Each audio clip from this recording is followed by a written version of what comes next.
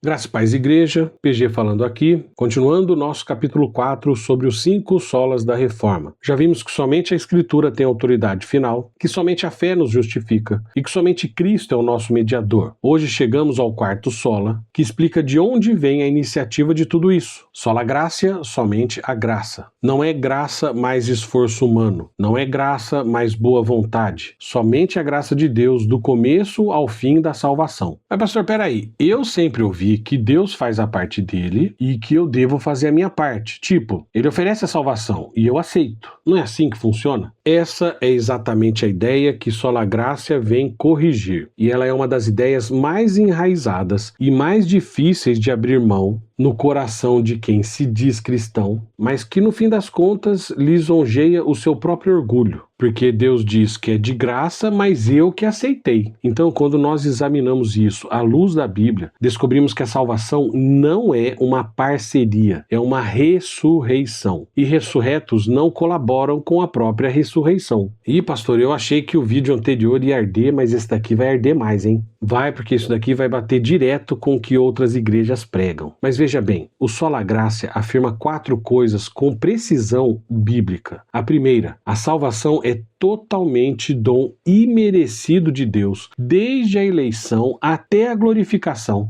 Explica melhor. Vamos lá. Desde antes da criação até o dia em que estaremos diante do trono de Deus, cada etapa da salvação é iniciativa e obra de Deus completamente. Será? Opa! Efésios 1, de 3 a 6, nos diz que Deus nos escolheu nele, antes da fundação do mundo, para sermos santos e irrepreensíveis diante dele, e em amor nos predestinou para filhos seus por meio de Jesus Cristo, segundo o beneplácito da sua vontade, para louvor da glória da sua graça. Profundo, hein, pastor? Mais do que o oceano. Porque veja, antes da fundação do mundo, quer dizer, não porque Deus previu a nossa decisão, mas porque Ele, soberanamente e por amor, nos escolheu. Ah, pastor, mas isso é complicado, hein? A gente vai ver isso de forma bem clara mais pra frente. Mas você já precisa guardar isso. Deus nos escolheu até porque ninguém escolhe Deus. Como assim? Deus nos dá a liberdade de escolhê-lo e nós nunca o escolhemos. Por isso que Ele nos escolheu. Mas a gente vai ver isso mais pra frente de forma bem profunda. Fica tranquilo. A segunda coisa que o sola gratia afirma é que não há nada em nós que mova a Deus a nos salvar. Romanos 9,16 é direto e não deixa saída. Portanto, não depende de quem quer, nem de quem corre, mas de Deus que usa de misericórdia. Não foi nossa inteligência, não foi nossa sensibilidade espiritual, não foi nossa humildade em aceitar a oferta. Deus salva porque é Deus, porque é misericordioso e não porque encontrou algo de bom em nós. Não tem nada de bom em nós, nem o que a gente faz de bom. A Bíblia fala que o que a gente faz de bom é como trapo de imundícia aos olhos de Deus. A terceira afirmação, a graça não apenas ajuda o pecador, ela o ressuscita espiritualmente e gera fé e arrependimento. Como assim, pastor? A Bíblia diz de forma clara em Efésios 2, de 1 a 5, que estávamos mortos nas nossas transgressões e pecados, mas Deus, sendo rico em misericórdia, mesmo quando estávamos mortos em transgressões, nos vivificou juntamente com Cristo. O que isso quer dizer? Quer dizer que estávamos mortos. E um morto não coopera. Um morto não decide. Um morto, de fato, precisa ser ressuscitado. E é exatamente isso que Deus faz pela graça. A pessoa tem que nascer de novo. E ninguém pede para nascer. Ninguém decide nascer. E a quarta afirmação, a regeneração, o novo nascimento, é obra soberana do Espírito. João 3, de 5 a 8, registra Jesus dizendo a Nicodemos: o que é nascido da carne é carne, e o que é nascido do Espírito é Espírito.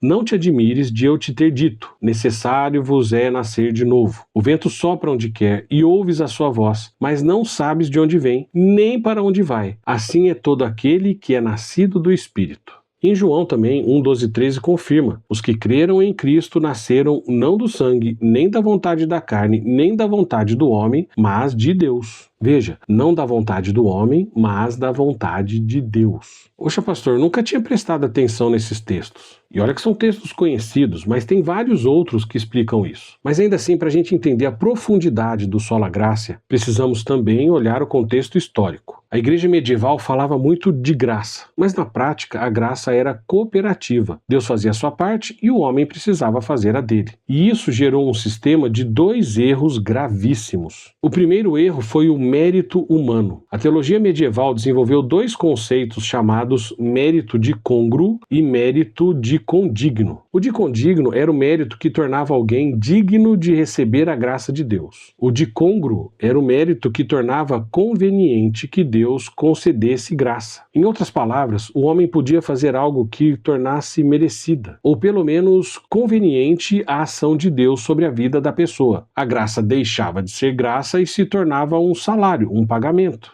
Explica melhor. Tá bom, imagina que eu pego essa caneta e eu dou para você de graça. E aí você diz: ah, pastor, mas não precisa me dar de graça. Eu tenho R$5 aqui no bolso. Eu te dou os R$5. Ótimo, o nosso exemplo vai ficar mais claro. Se eu aceito esses R$5, eu não estou mais te dando essa caneta. Eu te vendi a caneta. Ah, pastor, mas por R$5 é pouquinho, é quase de graça. Quase de graça, mas não é de graça. Se o ser humano faz alguma coisa ou paga alguma coisa, a graça deixou de ser de graça. Pode até ser uma graça barata, mas não é mais graça. Tô entendendo. Esse foi o primeiro erro. O segundo erro foi o dos sacramentos como meios automáticos de graça. A ideia era que os sacramentos conferiam graça automaticamente. Um termo em latim bonito é ex opere operato, quer dizer, pela simples realização do ato, dependendo da boa disposição de quem o recebia, a pessoa era salva. O que colocava o homem novamente como condição da graça e gerou um sistema de ansiedade permanente. Então a pessoa se perguntava: eu fiz a comunhão com disposição suficiente? Será que eu me confessei completamente? Será que a minha contrição foi verdadeira o bastante? Poxa, pastor, mas daí a gente fica tenso o tempo todo. Exatamente, porque não é mais graça. E foi contra esse sistema que os reformadores se voltaram para a Bíblia com 3 afirmações poderosas. Primeira, o homem não está apenas doente, ele está morto em seus delitos e pecados, como diz Efésios 2:1. Porque veja, um doente até pode cooperar com o médico. Já um morto não pode fazer nada. Segunda afirmação, a iniciativa é inteiramente de Deus, que escolhe, chama, regenera, justifica, santifica e glorifica. Romanos 8, 29 e 30 nos apresenta a cadeia dourada da salvação. Porque os que de antemão conheceu, também os predestinou, e aos que predestinou, a esses também chamou, e aos que chamou, a esses também justificou, e aos que justificou, a esses também glorificou. Veja, é uma corrente de salvação de graça, linda, maravilhosa, e que nenhum elo se quebra por causa da graça. Não por causa de nós, mas por causa de Deus. A terceira afirmação, a própria fé é dom de Deus. Isso é o que Efésios 2:8 ensina de forma clara, porque pela graça sois salvos mediante a fé, e isso não vem de vós,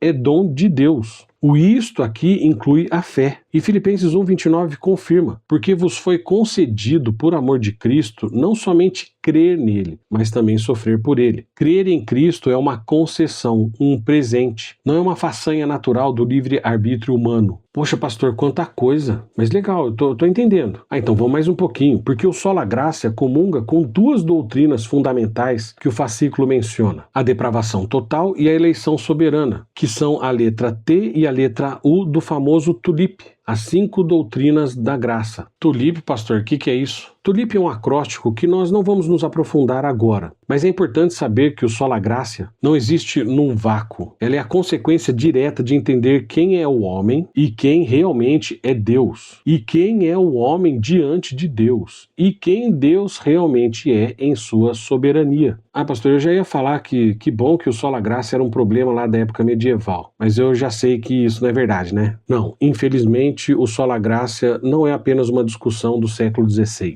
Ele é urgente e necessário hoje, dentro das igrejas que se dizem evangélicas. E existem 4 aplicações práticas que precisamos gravar no coração. A primeira aplicação: rejeitar qualquer mensagem que exalte a capacidade natural do homem para se salvar ou para cooperar com Deus na sua salvação. Então algumas expressões como basta querer, ou você consegue, ou depende de você, ou aceite a Cristo, ou abra o seu coração para Cristo, são incompatíveis com a Bíblia. Elas tratam o homem como alguém que pode se levantar por conta própria, quando a Bíblia diz que, na verdade, ele está morto. E um morto não consegue, não quer e não depende de si mesmo. Ele precisa ser ressuscitado, regenerado, vivificado. A segunda aplicação: pregação que não exalta a graça de Deus, mas apenas o potencial humano, não é uma pregação evangélica nem bíblica. Existe uma tendência crescente no evangelicalismo moderno de transformar o culto em uma sessão de desenvolvimento pessoal, um coach, um PNL, onde Deus é uma ferramenta para os nossos objetivos. E o evangelho é a promessa de uma vida melhor. E isso não é o evangelho. O evangelho exalta Deus, não o homem. Aliás, se você ler bem o Novo Testamento, a Nova Aliança e o Apocalipse, você vai ver que muito do que prometem por aí tem nada a ver com a Bíblia. A terceira aplicação, humildade. Se até a nossa fé e o nosso arrependimento são frutos da graça, então não há absolutamente nada do que eu me gloriar. Nenhum cristão pode dizer, eu fui mais esperto, mais humilde ou mais sensível do que aquele cara ali que não creu.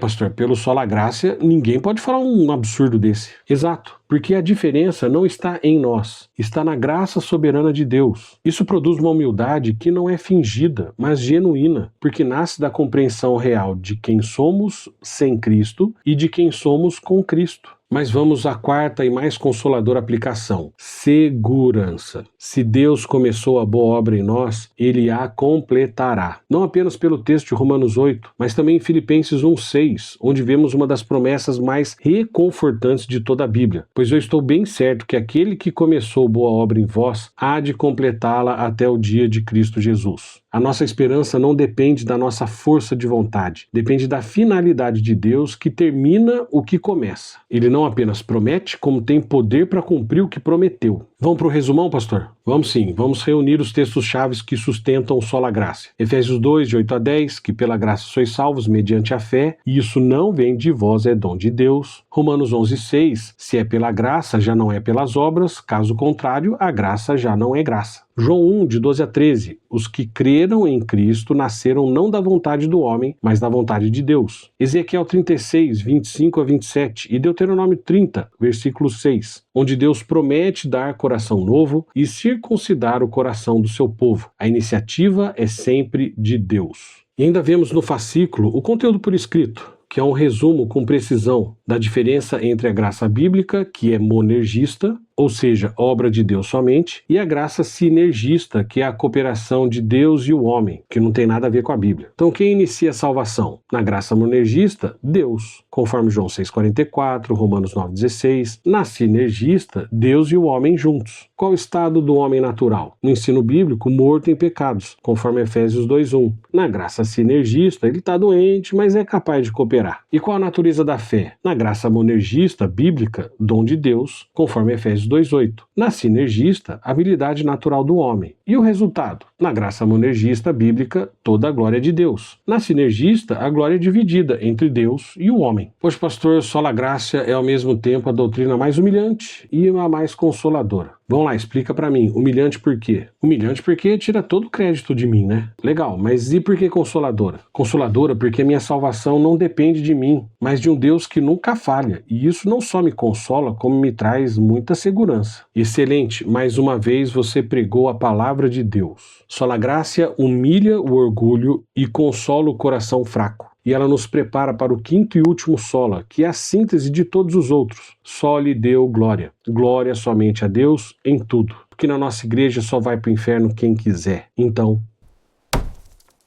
leia a Bíblia, estude a Bíblia e medite na Bíblia.